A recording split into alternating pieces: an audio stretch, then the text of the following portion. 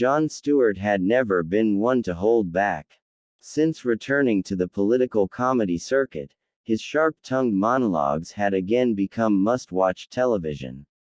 Whether lampooning members of Congress or satirizing absurd policy decisions, Stewart had long claimed a seat at the table of American political discourse, not just as a comedian, but as a cultural critic. But on this particular night, he set his sights on someone new, Representative Jasmine Crockett. The camera opened on Stewart sitting behind his sleek desk, wearing a smirk that hinted mischief was about to follow.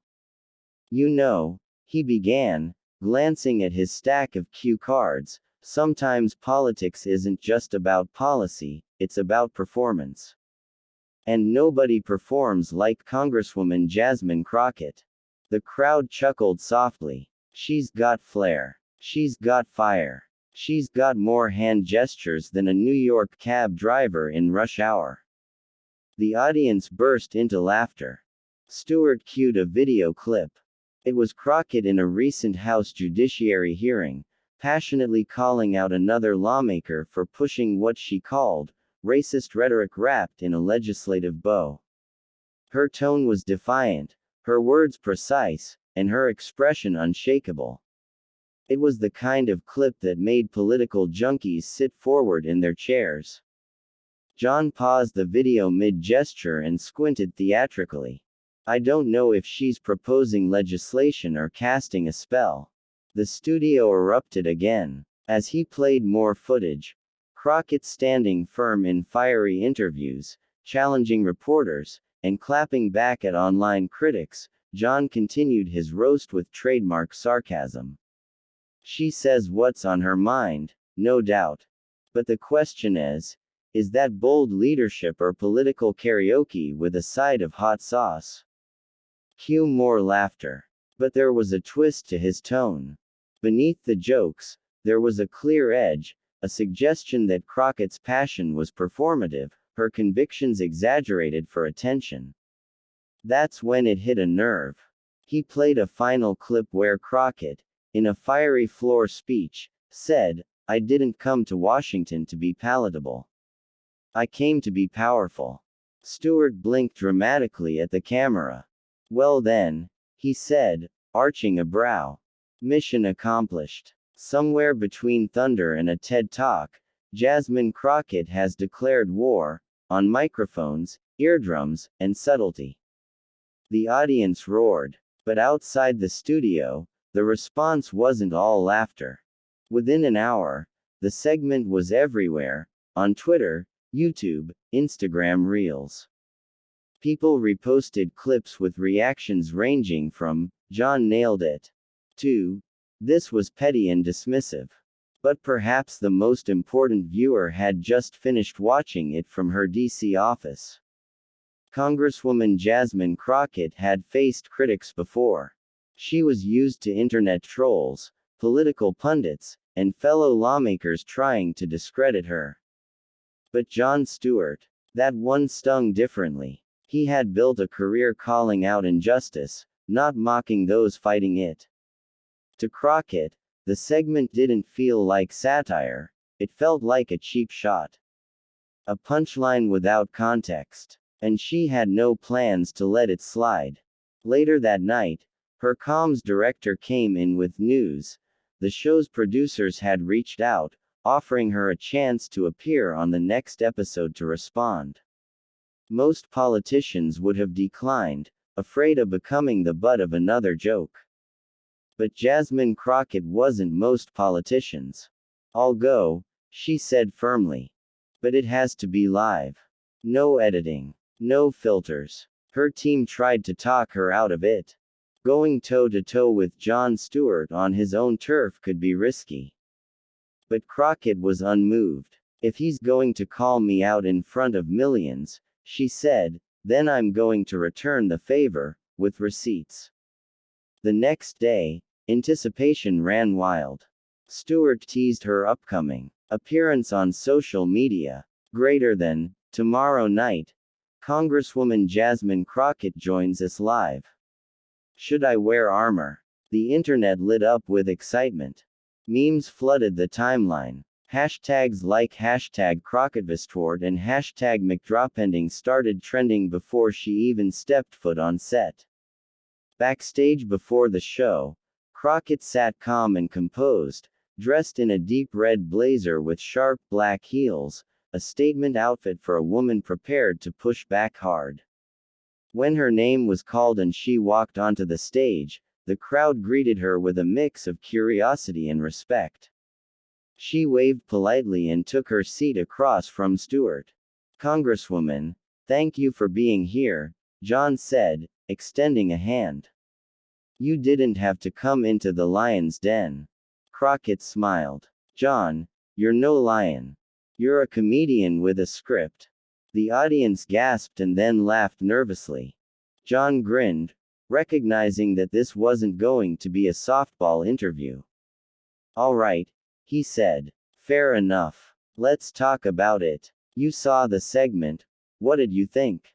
"I think," she said slowly, "you turned righteous anger into a punchline because it made your audience more comfortable. And I think you, of all people, should know better." He tilted his head. "You don't think passion in politics should be critiqued?" "Oh, it should. But context matters, Jon. When I raise my voice, it's not for show.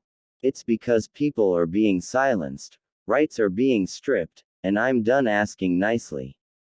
The room fell into silence, not uncomfortable, but electric. Crockett had shifted the tone with one sentence. Jon leaned forward. "But is there a danger in being too fiery? In alienating people?" "There's a greater danger," she replied, "in being silent, in being digestible to people who want to ignore what's actually happening. You don't defeat injustice with a whisper." The first round had ended, and Jasmine Crockett had just landed a punch that no one, not even Stewart, saw coming. Jon Stewart sat back in his chair for a moment, visibly digesting Crockett's words. The studio audience, silent moments before, burst into a round of unsure applause, some stunned, others impressed. For years, Stewart had been the sharpest voice in the room. But tonight, he was facing someone whose voice carried just as much fire, and a lot more urgency. He attempted to regain the upper hand with a grin. "Congresswoman, you're clearly passionate, and that's commendable. But you can't deny that tone matters in politics. Don't you think shouting risks turning people off who might otherwise support your cause?" Crockett didn't flinch. "Let me ask you something, Jon.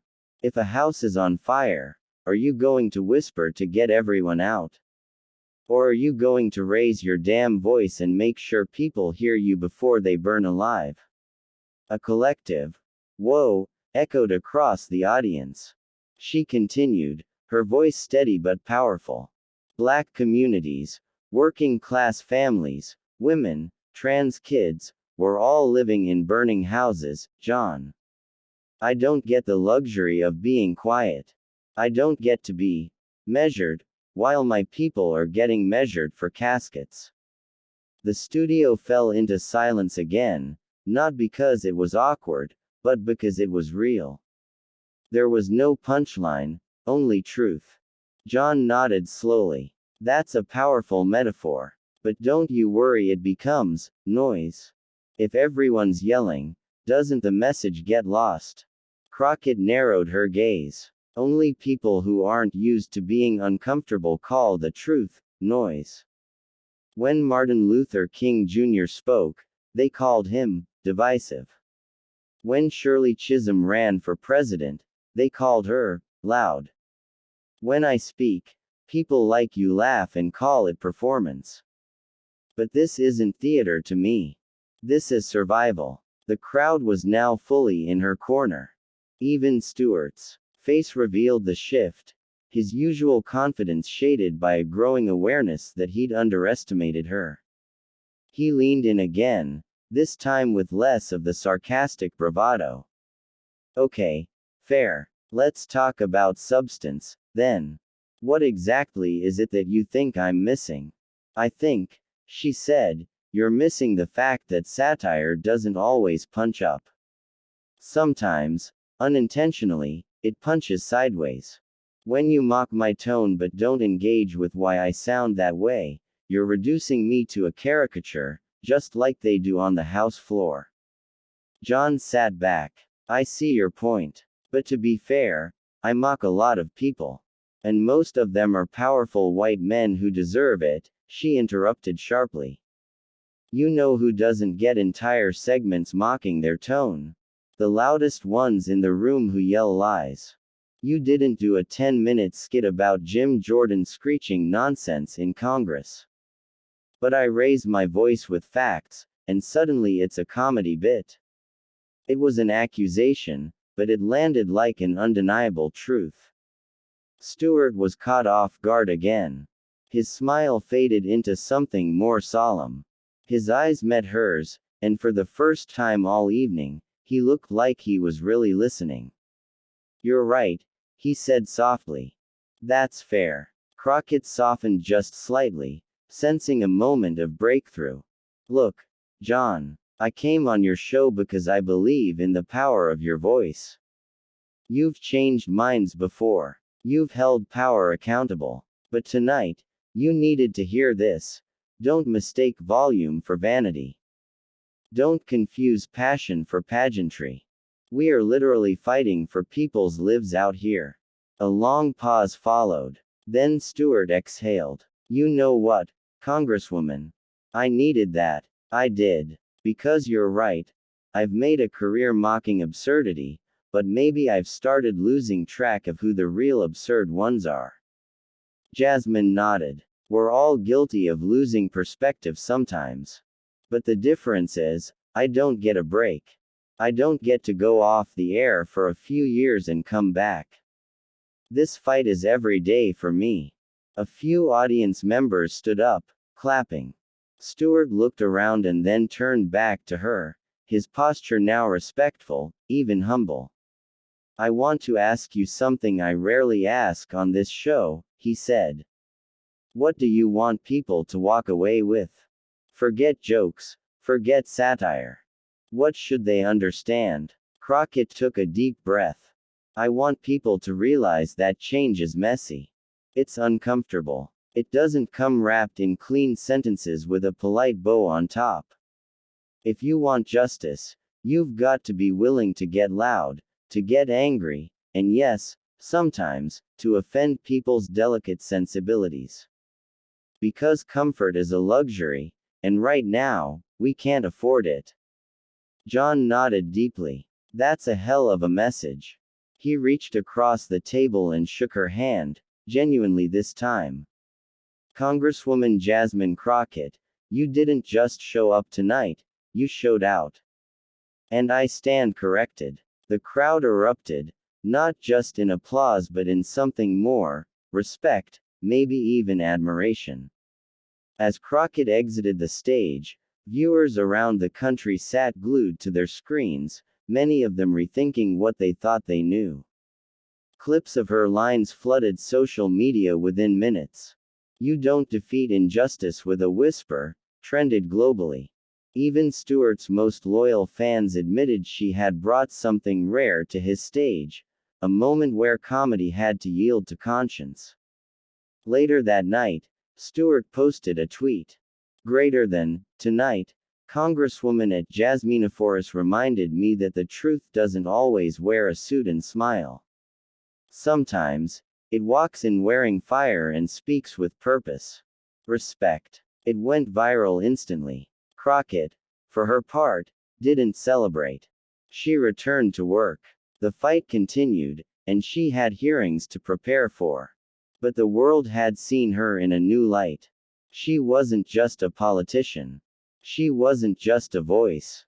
She was a force, unapologetic, unfiltered, and undeniably necessary. And Jon Stewart, he learned that even the king of satire can get humbled by the truth, especially when it's delivered live, loud, and with no room for laughter.